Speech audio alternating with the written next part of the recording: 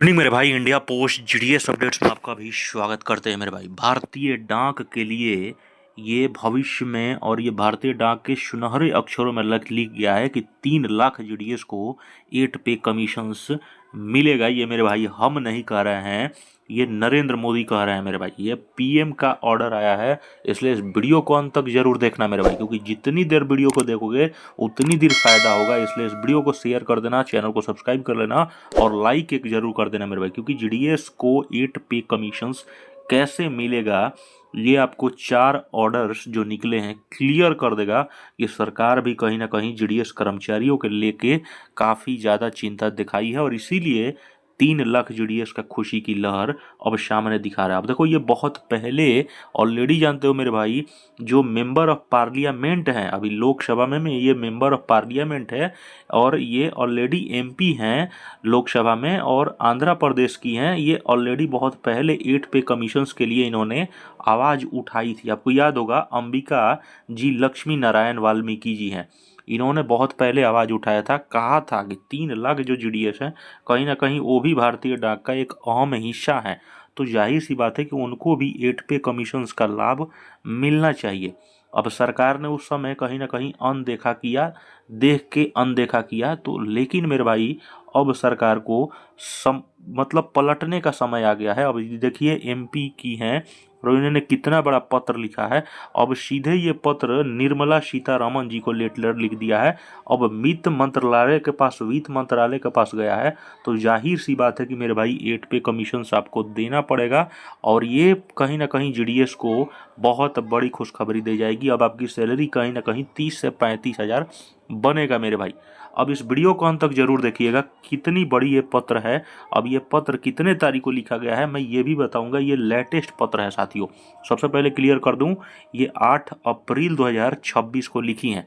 यानी कि देखो मेरे भाई, सरकार के साथ साथ बड़े बड़े नेता एमपी एमएलए तक भी साथ अगर दे रहे हैं और दे रहे हैं तो ये बहुत बड़ी बात है, क्योंकि जीडीएस के प्रति सिर्फ यूनियन ही एक्टिव है।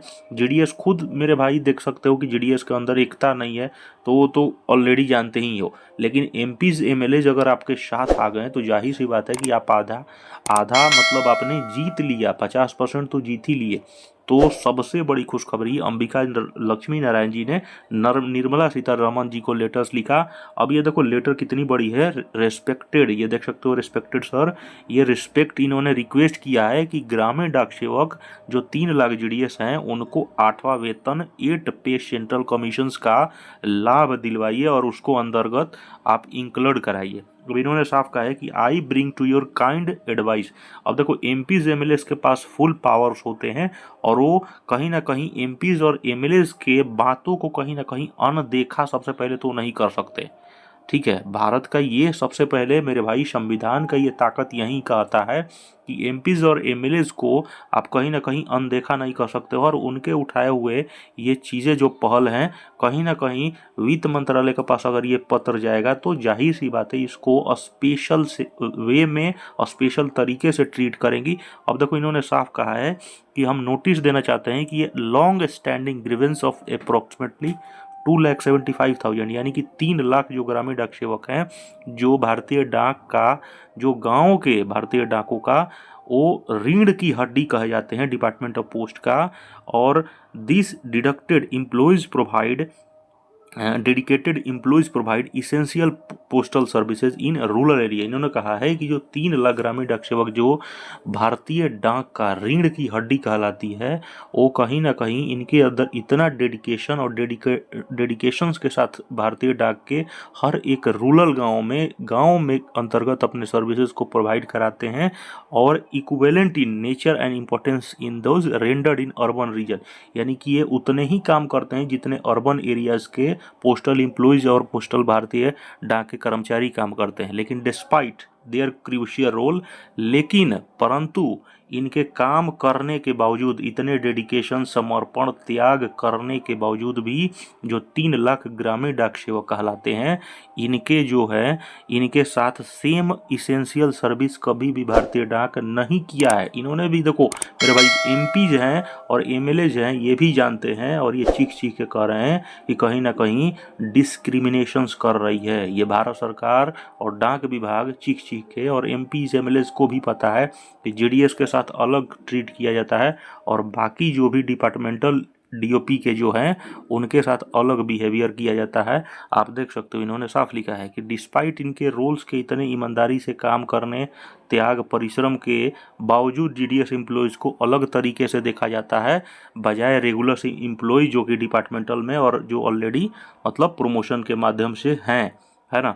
येट देयर ग्रीवेशन रिवेंस अनसॉल्व, आज तक इनका जो समस्या है कहीं ना कहीं भारतीय डाक और ना भारत सरकार नहीं सुलझा पा रही है। फिर उसके बाद इन्होंने कहा, ये भी कहा है कि ऑनरेबल सुप्रीम कोर्ट साफ कहती है, चीख चीख के मेरे भाई ये देख सकते हो, इसलिए मैंने कहा इस वीडियो को ज़्यादा से ज़्यादा तमाम हर जगह पहुंचा देना चाहती हो। अगर आप इस देख रहे हो तो ऑनरेबल देख सकते हो, सुप्रीम कोर्ट ऑफ इंडिया से बड़ा तो कोई मेरे भाई मुझे नहीं लगता है कोई कोर्ट या कचहरी भारत की होगी।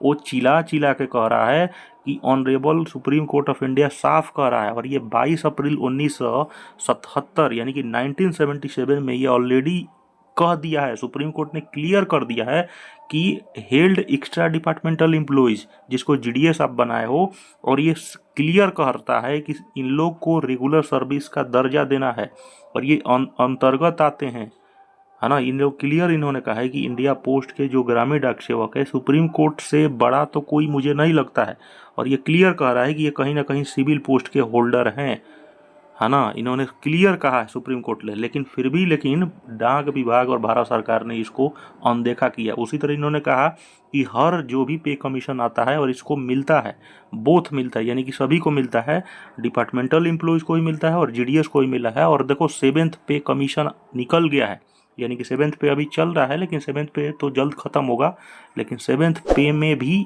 जीडीएस को मिला था 7वां वेतन आयोग। बस कमेटी इन लोग का क्या है कि कमेटी बना के पैसे देते हैं, लेकिन इस बार बिल्कुल साथियों कमेटी बनने नहीं देना है। कोशिश करो कि इंक्लूड करे, इंक्लूड करेगा तो जाहिर सी बात है कि आपको पैसा दबा के मिलेगा। बिल्कुल इन्होंने वही कहा है कि 7th पे कमीशन तक बोथ डिपार्टमेंटल एम्प्लॉयज लिखा है। अब देखो यहाँ पे क्लियर लिखा है कि however they have been not been included in 8CPC। इन्होंने साफ कहा है कि फिर भी अब देखिए 7th पे कमीशन तक जीडीएस को रखा गया, लेकिन ये 8 पे कमीशन में जब भी सुनने को मिल रहा है तो नॉट इंक्लूडेड लिख रहा है, depriving them of substantial benefit extended to departmental benefit through successive central pay commission. सिर्फ डिपार्टमेंटल एम्प्लॉयज़ को, ऐसा कोई दिक्कत नहीं है मेरे भाई। इन्होंने कहा है कि आखिर 8 पे कमीशन में क्यों नहीं मिल रहा है, इसीलिए इन्होंने कहा है कि it is pertinent to clarify that even senior branch postmaster receive 18,000 to 32,000। सोचिए मेरे भाई, एक एमपीज और एमएलएज, मेरे भाई सोचो आज इतना, मतलब ये भी समझ रहे हैं कि आज के इवन सीनियर ब्रांच मास्टर, सोचो इतने बड़े से बड़े ब्रांच पोस्ट मास्टर हैं जो कहीं ना कहीं भारतीय डाक में 30 सालों से सेवा दे रहे हैं, और उनकी सैलरी मेरे भाई आज पूछोगे उनसे तो 20 और 22 हज़ार सैलरी है। और आज के इस युग में जितनी जनरेशन और जितना तेजी से रफ्तार से दुनिया जा रही है मेरे भाई, 20 से 22 हज़ार की सैलरी में इंसान कहाँ से किस लेवल पे जाता है, ये पर मंथ की सैलरी भाई तो ज़रूर करनी चाहिए। उसके बाद इन्होंने कहा है कि इसीलिए हम आपसे रिक्वेस्ट करते हैं कि जीडीएस को 8 पे कमीशन ज़रूर मिले जाए, फेयर और रीजनेबल वेज दीजिए, जैसे सैलरी टॉप लेवल के अच्छी सी मिलनी चाहिए, प्रॉपर वर्किंग आवर बनाइए। देखिए वर्किंग आवर पे भी इन्होंने कहा है, डीए तक की बात का है, एक जेन्युइन पेंशन स्कीम लाइए ताकि जीडीएस के सभी बाल बच्चे, मतलब जीडीएस के सभी स्टाफ को फ़ायदा हो।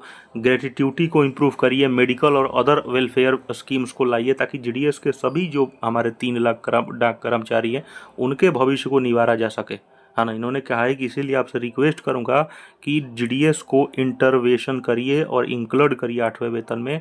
मेरे भाई ये बहुत बड़ी खुशखबरी थी ये मैम का, मतलब मेरे भाई अगर इंक्लूड हो जाता है तो समझ जाओ कि इनकी बहुत बड़ी कृपा होगी और ये बहुत बड़ा मैटर बनेगा मेरे भाई, क्योंकि समझ सकते हो कि एमपीज और एमएलएज का बात को ठुकराया नहीं जा सकता है। तो मेरे भाई ये बहुत बड़ी खबर थी, चैनल को सब्सक्राइब कर लेना, शेयर दबा के करो, बहुत बड़ी खुशखबरी मिलेगी, 30 से 35 हज़ार की सैलरी बन जाएगी। चैनल को सब्सक्राइब करना, धन्यवाद। लो मेरे भाई।